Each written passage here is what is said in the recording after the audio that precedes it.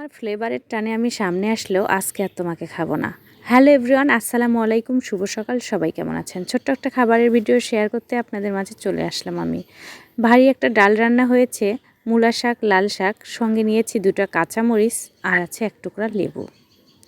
লেবুটা এখন আমি চিপে নেব। লেবু কিন্তু বেশি ঘষলে তিতা লাগে, তো লেবুটা চেপে নেওয়া শেষ আমার। ভাতের উপরে যে ডাল আর পাঁচফোড়নটা দেখা যাচ্ছে, এগুলো আমি আস্তে করে উঠাই নেব। এগুলো খেতে আমার ভালো লাগে না।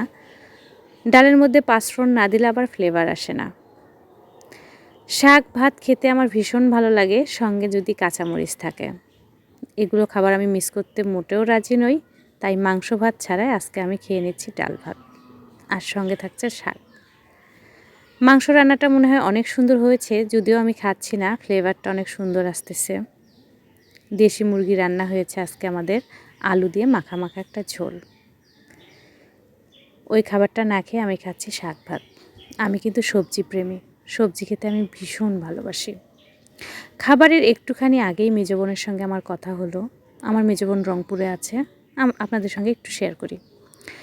মেজ বোনের ফোন আসা মাত্রই রিসিভ করলাম, কথা বলতেছিলাম। বললাম, আপু গতকাল না আমি পড়ে গিয়েছিলাম সুন্দরগঞ্জে, একটা পা আমার ড্রেনে পড়ে গিয়েছিল।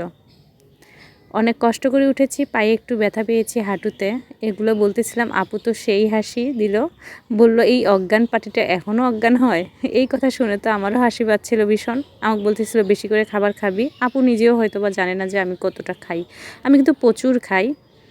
খাবার দেখলে আমার আর জিহ্বাটা কন্ট্রোলে আসে না, খেতে ভীষণ ভালোবাসি।